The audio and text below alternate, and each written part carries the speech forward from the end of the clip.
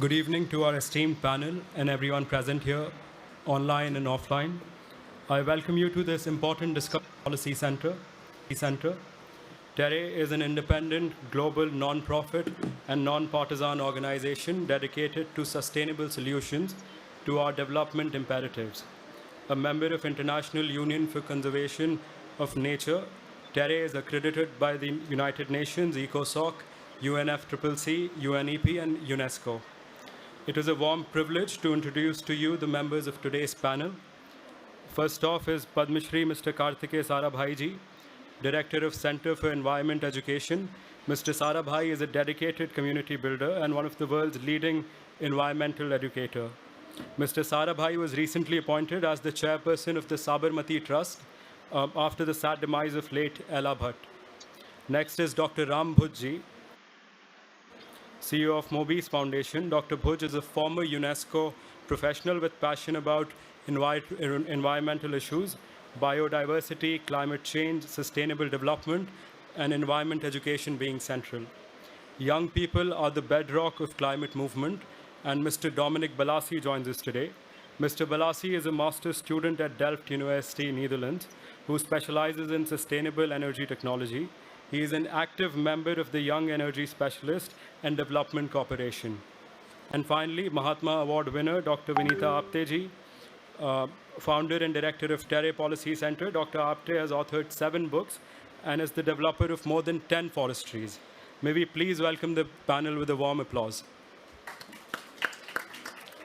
The theme for today's discussion is Afforestation and Renewable Energy for Eco-Restoration, Community Development, Livelihood Generation, and Sustainable Living leading to Net Zero. May I please invite Dr. Apte for the opening remarks before we open the discussion. Ma'am, the floor is yours.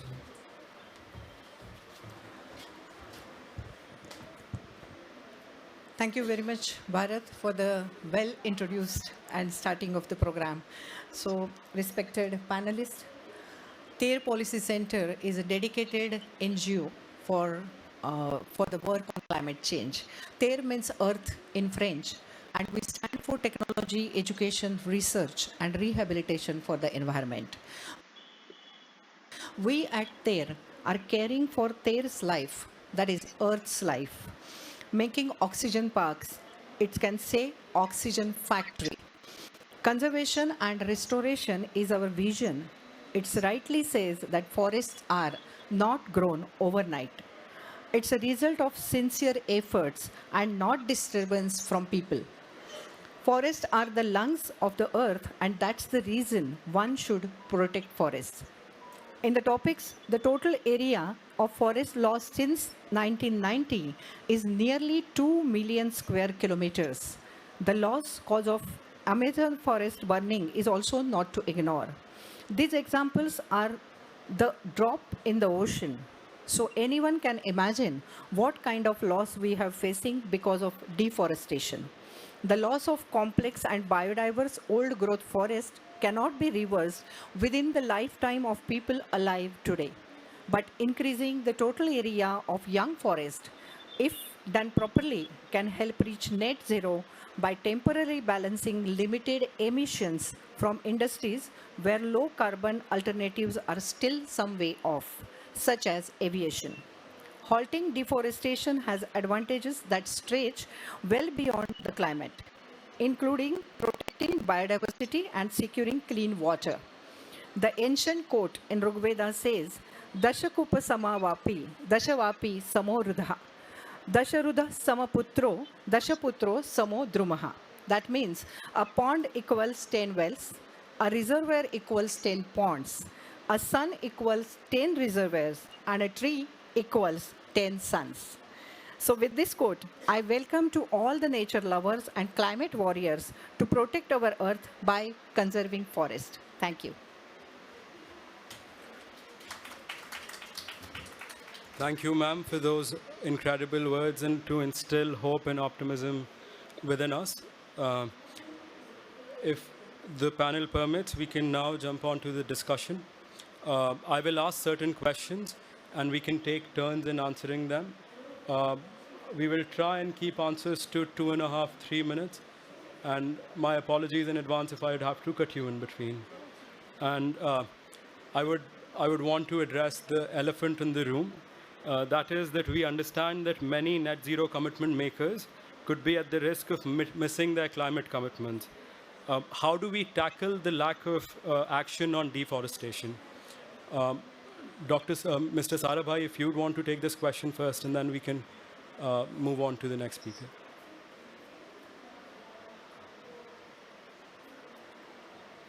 Hello. Thank you. This deforestation, of course, happens for a number of different reasons, and let me get through a few of them. In forests in Gujarat, after we became independent, there were large forest lands on the hills, and these usually belonged to the Maharajas. The Maharajas were asked to give up this thing. So you had this phase which was very vulnerable, because should they cut the trees or should they not cut the trees, or what should they do? The village communities also were there. There were a few like Jasdan who said, even if it's going from us, this is our forest, we should protect it. And today that is an educational national park there. Many of the others really got cut, and we had a large amount of deforestation at that time. But interestingly, the mahua tree was not cut. Now, the village had a direct relationship with mahua and tadi. It was, of course, based on drink, but also the flowers were used for making a type of flour, which they could use to make things. But they had a relationship with it, so they did not allow, even the king was trying to cut them, they did not allow that. Then, of course, unfortunately, immediately thereafter, Morarji Desai became the chief minister of the combined Gujarat and Maharashtra state. And he said, oh, mahua tree to kaat dena chahiye, because of his strong belief in prohibition. But the point I was making was that relationship of ownership, and where you have found great success, and C and Viksat have been one of them, is when this whole thing of joint forest management and things came about, where you gave a stake to the rural areas. There they did not allow anyone to touch a forest. They would know it. So it's even better than having forest guards looking after an area, because the village community saw that this is theirs. So I was saying that one point I would like to make in answer to you is that you need people to have a sense of ownership. Now we are trying that in cities also, that if there is a little society or a gated community, let us find some leadership there who will say, this is ours, let us make it green. And what can we do? So I think that is one sort of thing. The other is, of course, that you have these large projects and requirements. And that pressure is very difficult to overcome. I think other speakers will also say about this. So there, again, it's a more detailed answer to that. But I think this is the answer I would like to give first. Super. That's a question up in the panel as well. But thank you for your answer, sir. And I think what the story.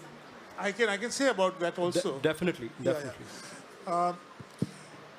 For instance, I'll give a few other reasons. One is that architects given blank pieces of paper, and they're used to drawing their building on blank pieces of paper. So many of them, when they get a site even which has trees, they first cut it down, and then they start doing landscape designing or wo sab baad mein shuru hota, because they are used to a blank paper. Our own campus at CE, which Vinita ji has seen, and of course Rambuj knows well, we was also one which had no tree on it.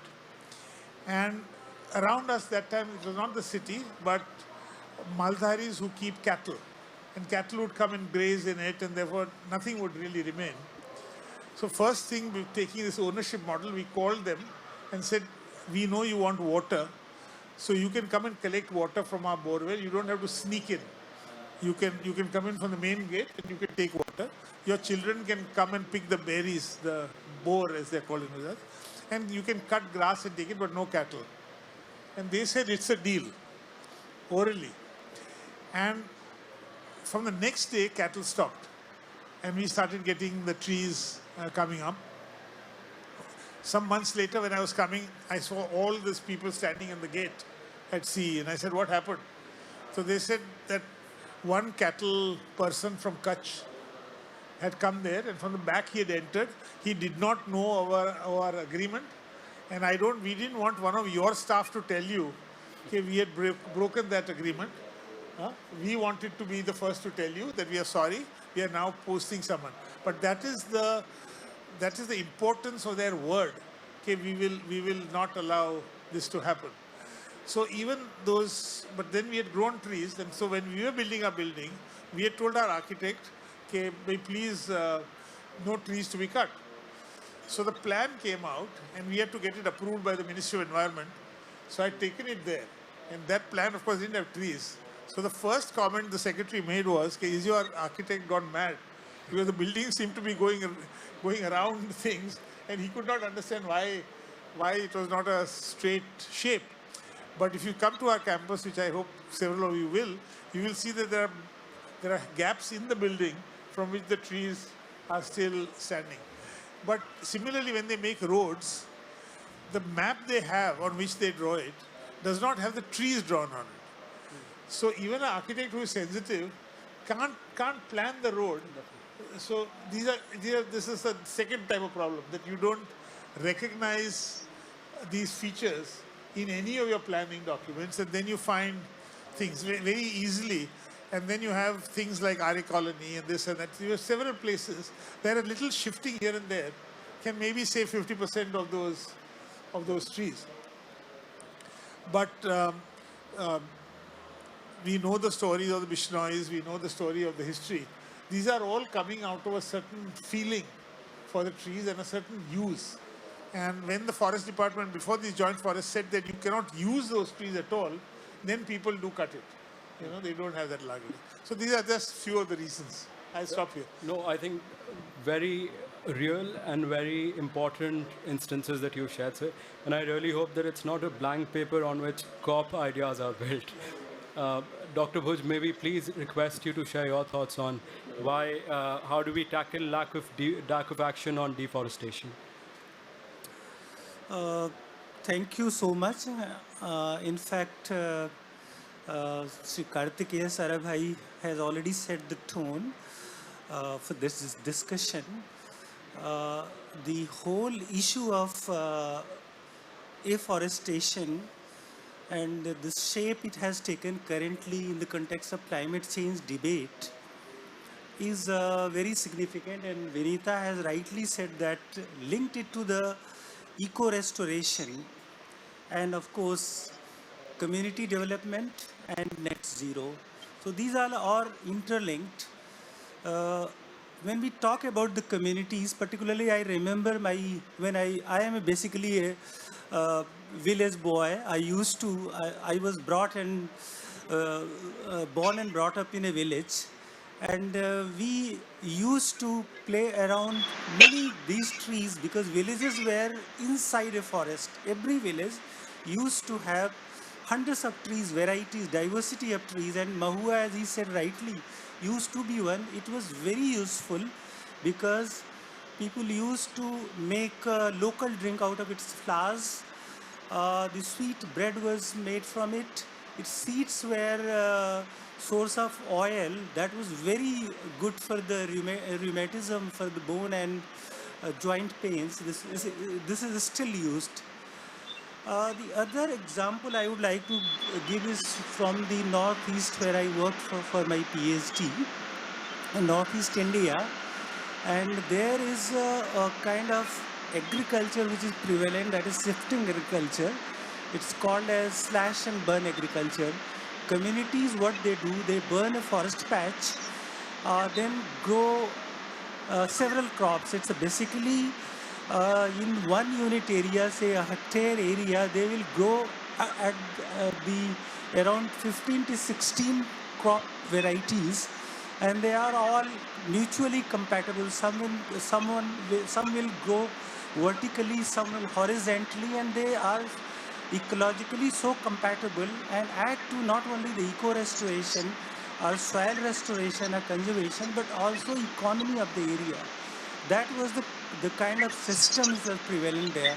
But of course, advancement of the agricultural systems, that cropping cycle got changed. It's both in the sense of time, space, as well as diversity, and we are facing a lot of problems now.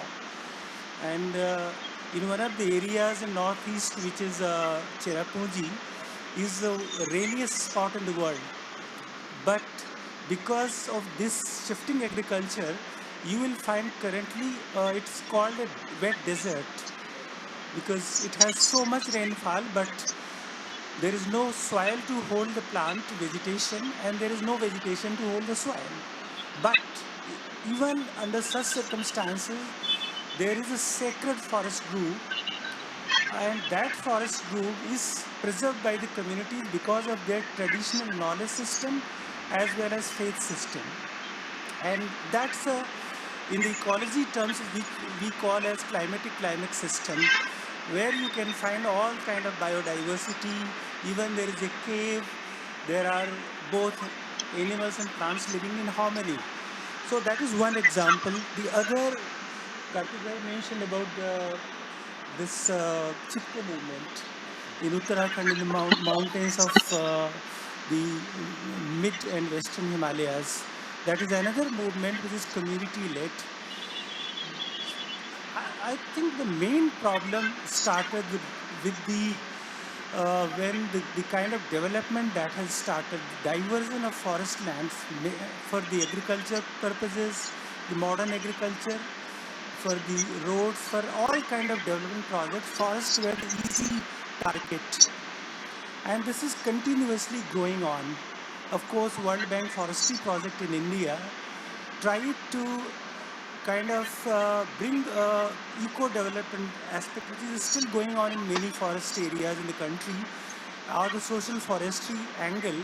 But eco-development was more compatible with the ecosystem restoration, what we talk today, because they divided the whole area into the core, like which is conserved in a way which is kind of sanctum sanctorum. Nobody can exploit those areas, but there are buffer and those multiple use zones where you can have all those ecological or social activities.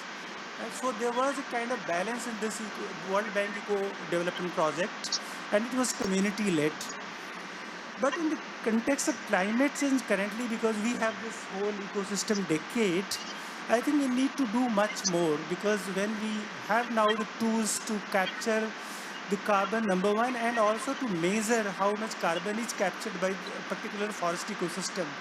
Because we have around, say, 20% of forest area, but half of that area is not ecologically viable or functional.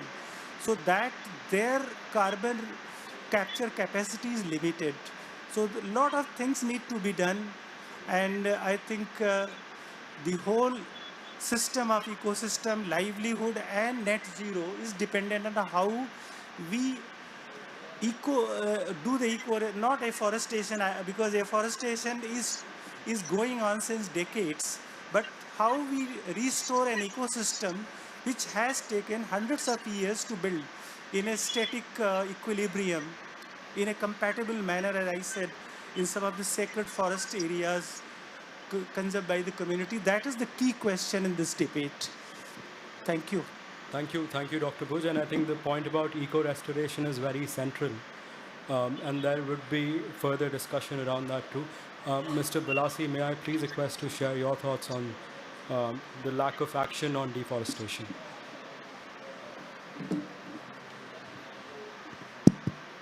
Hello. Thanks, Bharat, and thanks to the whole Indian Pavilion for giving me the possibility to be here today as a part of this incredible panel. I think that in order to combat the huge lack of interest and of attention on the topic of deforestation, we must find new ways to raise the awareness of civil society. To this end, I think we should collaborate with national and international institutions to promote programs that aim to reconnect people with the world of nature.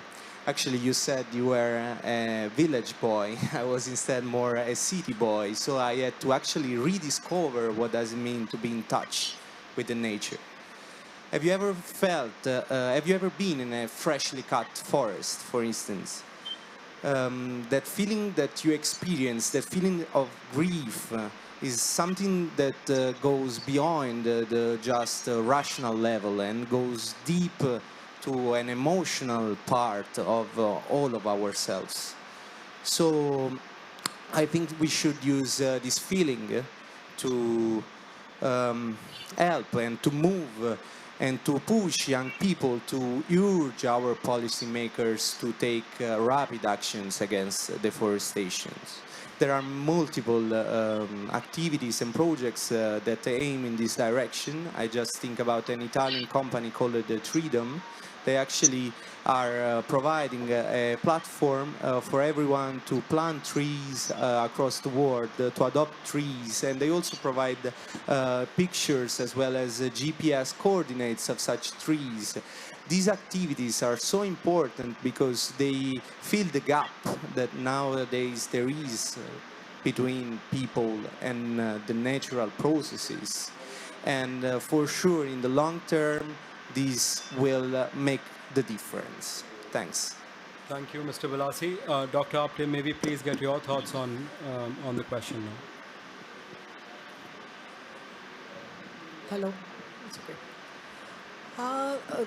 Besides the question, I think Boojh and Kartik Sarabhai, even Dominique, they have gave their thoughts. But when I see about the plantation and forestation, I feel that the conservation is the main key hereafter, because we have already cut many forests for the development, and development is, I mean, nobody can stop development now. The development is also necessary to get along with, and everyone needs that.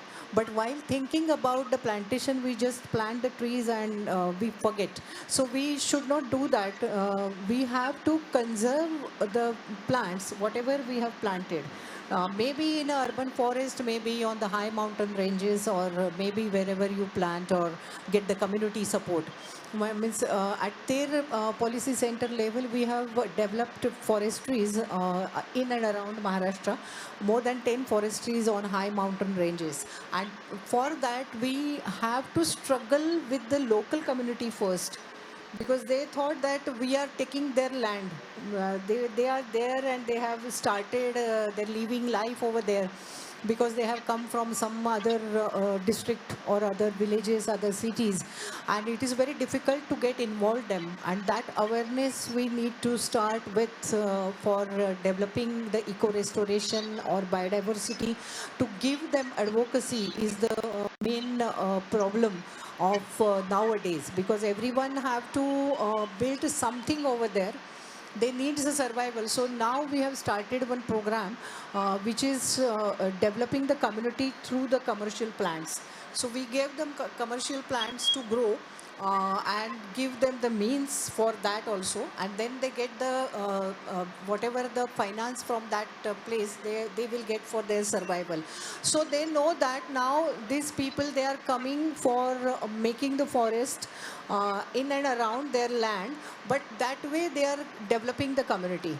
And through that, once you grow the forest, the biodiversity automatically comes over there. You should not go and get the butterflies and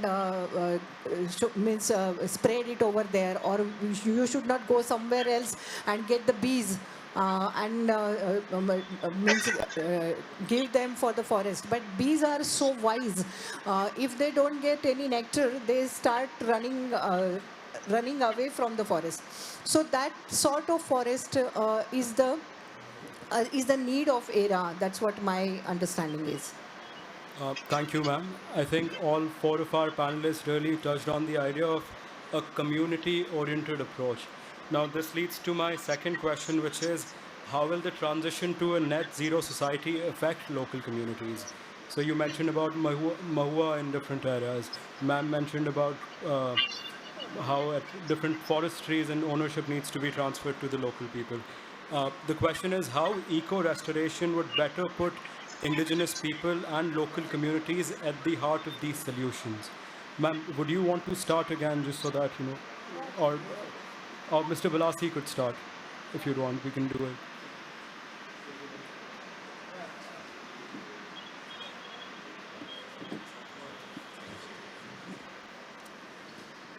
Well, I think that if we want to achieve a fair net zero transition, we have to start talking about just and equitable development.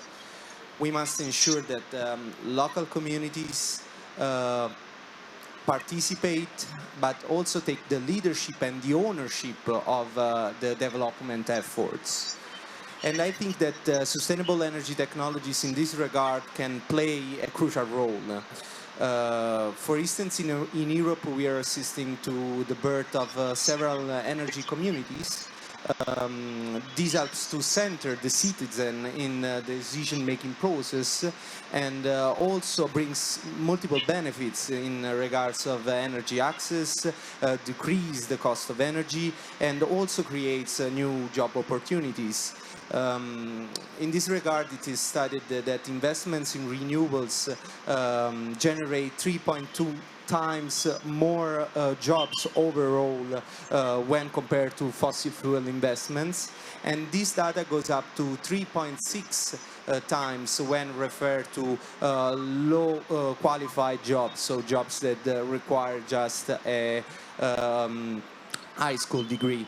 Therefore, this means that renewable energies are both a solution to achieve a net zero society, but at the same time, they also can help to fight for a less unequal planet. Finally, as a student, and I think here the panelists will agree with me that we must underline the fact that every type of policy, approach, or subsidy given to renewable energy for the transition in general must be in tandem with the investments for education.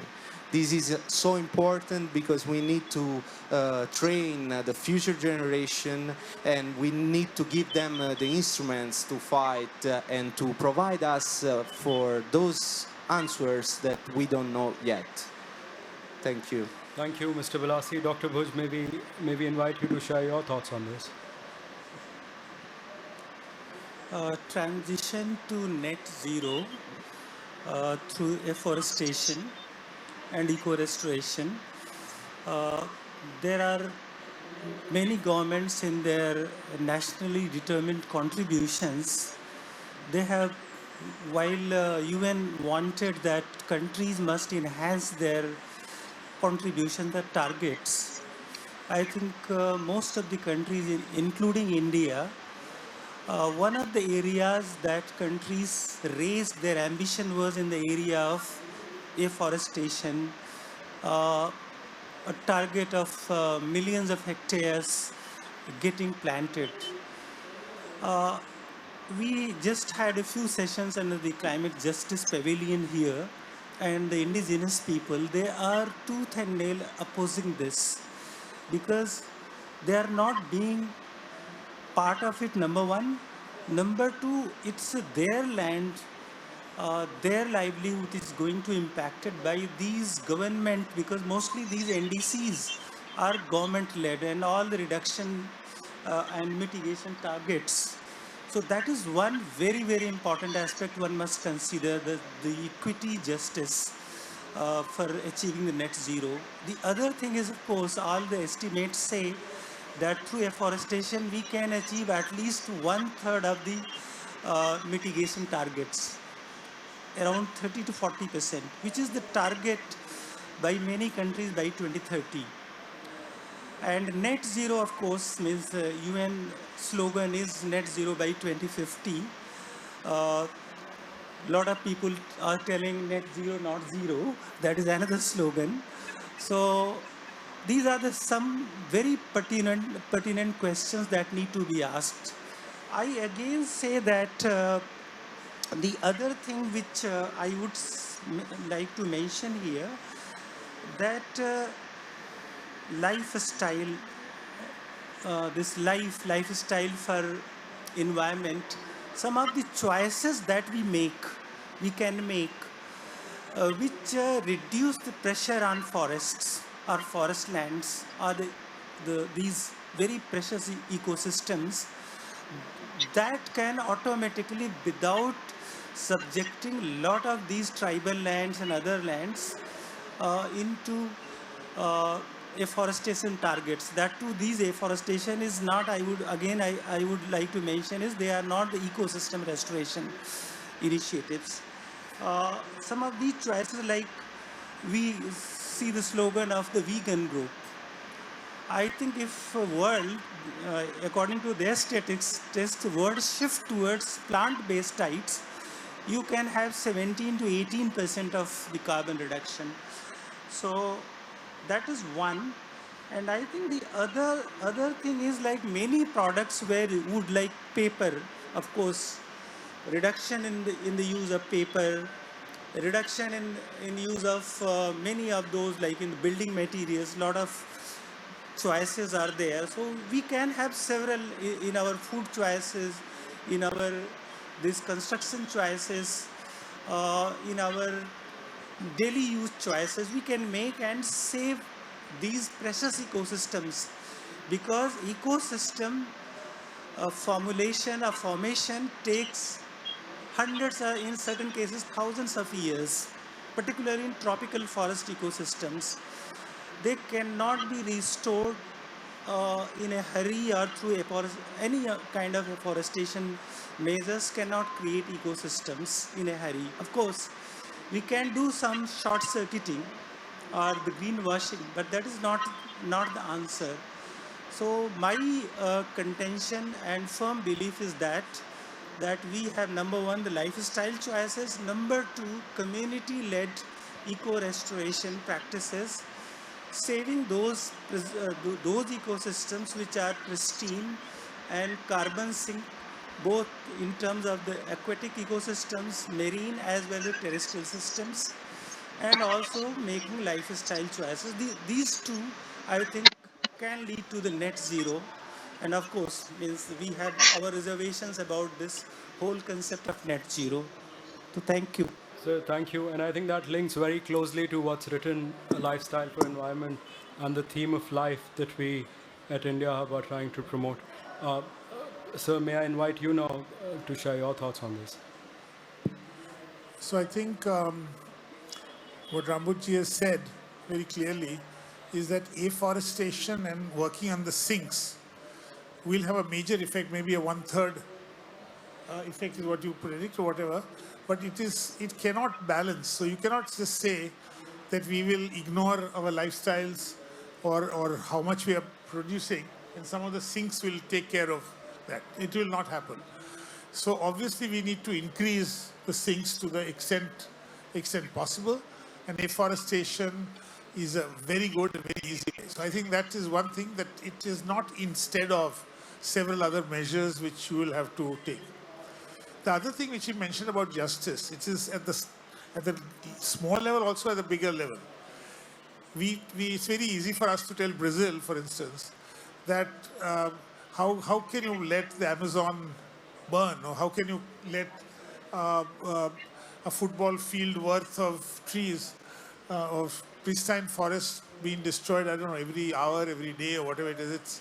It's so staggering that you can't even imagine it, and which is one of the large lungs for it. But I think that responsibility perhaps needs to be shared.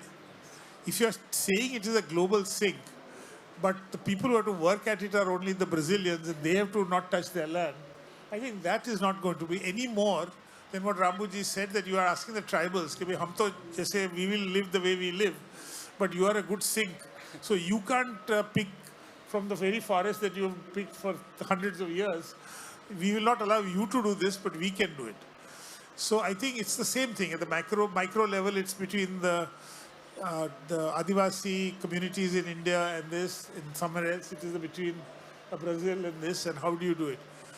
While we are flying into Sharm El-Sheikh, you see this huge barren land which has, I mean, it would be difficult to even, you start seeing some specks of green one which probably is a tree in completely eroded hills. You see the sort of silt, and they look like rivers. They're not rivers, but they're silted rivers.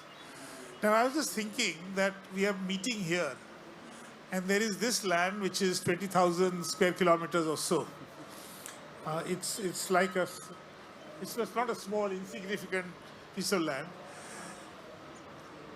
Can we, even if we left this conference saying that we'll make that into a big sink, for instance, or kuch bhi nahi karenge, wo, and you can even say that every country can say, I will, this much is our contribution to this thing, to grow that, or maybe put solar panels on it, because the heat is such that you could make it into a generation, but a lot can be done with that area. So we come all the way here. And the way, if you drive from here to, if you had not flown in, of what this place is.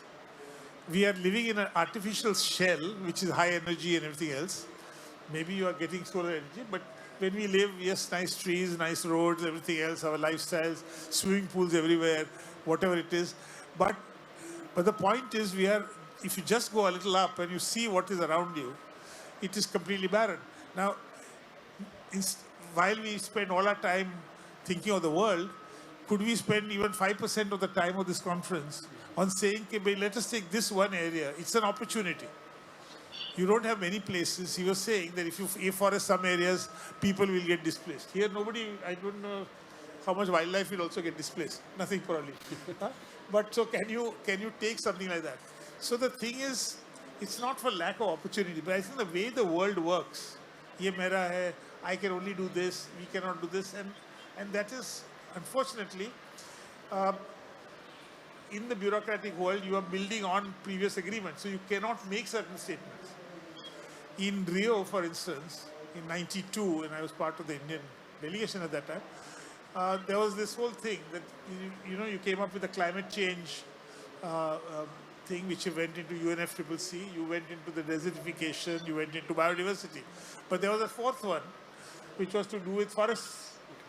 And let us have common forests. And that time, it was opposed, because they're saying that if I cannot control, if you will not accept control on how much oil you can dig out of your ground, you are taking it as a sovereign right. Therefore, we will not allow you to have any say in how much trees I can either cut or not cut, or is there a global responsibility. So that could not happen. And India actually opposed it, that it should not happen, and it did not happen. For right reason. But I think this whole concept of sovereignty, which is built into the whole negotiation, in the context of this, there is, at some stage, it's going to happen. Maybe COP, I don't know, COP 30, COP 40, I don't know where. But somewhere it will happen that we need actually to put in global resources, because mitigation, adaptation I can do in my own little backyard. But mitigation can't be done by one country. It has to be a responsibility which is common. So I think the very framework needs to change. And those frameworks can only be changed through external movements, because negotiations can only be within existing frameworks. You cannot change. उसमें build ही कर सकते हैं. We can only build. In '92 we discussed, say, common but differentiated responsibility. So that sentence, I will not allow you to change. Someone else will say, I will not allow you to change this. But what is interesting about this wall and about the leadership of our Prime Minister is that in that same '92 Rio, President Bush Sr. was to come, and he had refused, because the Earth Charter was there and various other things there. So he makes this rather infamous comment that the American lifestyle is not up for negotiation. You can talk about pollution, you can talk about this, even afforestation you can talk about, but American lifestyle is not up. It took all the while, and Ajay might correct me, but I think it is only in 2015, in the preamble to the Paris Agreement, that largely thanks to the efforts of the Indian delegation and the Prime Minister, we managed to get the word lifestyle at least introduced into that thing. It was a tooth and nail opposition. today we've come after 7 years from that, we've now come to this where we are saying that it is lifestyle for environment, the one word which is important. Because unless ultimately you can't blame people who make steel and make other products or this and that when I need to use them myself. So ultimately it is the lifestyle. But I think two important things will happen. One is of course the lifestyle issue, but the other is we do need to think about countries helping each other. Now here, just now we are talking about developed countries as their responsibility for past usage of this, the fact that they've used up all the carbon spaces, etc., that there is a responsibility. It's not charity. It is the concept of a responsibility, and the responsibility concept comes today. So I think many of these concepts are going to change one way or another over the next few years. But the negotiation platform is perhaps not the best one to do it, because you can only negotiate from, it's like playing in a game till someone comes along and has a stroke. I think most of the strokes which cricketers play today, the Dhoni thing and everything else, my coach would have thrown me out if I had even dared to play anything like that, because those are not accepted that time. So the rules change. And then when you have leadership, the PM being one of them, if you have leadership which changes it, doesn't care for these things, then it happens. So it will be ultimately leadership which will change, and the negotiations happen after the leadership, and I think that has to be remembered. So I think that's very observant of you and is only streaming from the wealth of experience that you hold. And I hope your suggestions implemented in Dubai next year. Ma'am, maybe get you quickly for your I wanted to tell something beyond this, but the time is up. And the last message I wanted to give is one, that if every person plant 14 trees, that will be a good sequestration. That say that the whole life, if you want to absorb your carbon, whatever you have given to the in the atmosphere, you need to plant 14 trees. So please plant. Everyone should remember at least 14 trees plant, so that even the borders 14. So even beyond the borders you can plant, and you can have a good oxygen in the air for the net zero. Thank you. Thanks a lot. Thank you, ma'am. And I think Sharm is a good place to begin the first tree. I think we're up with time. Let us thank the panel for their precious time with a round of applause. And our gratitude is also deep, in particular to the India Hub and the support staff. Thank you so much to the audience listening to us online and offline. Thank you, panel.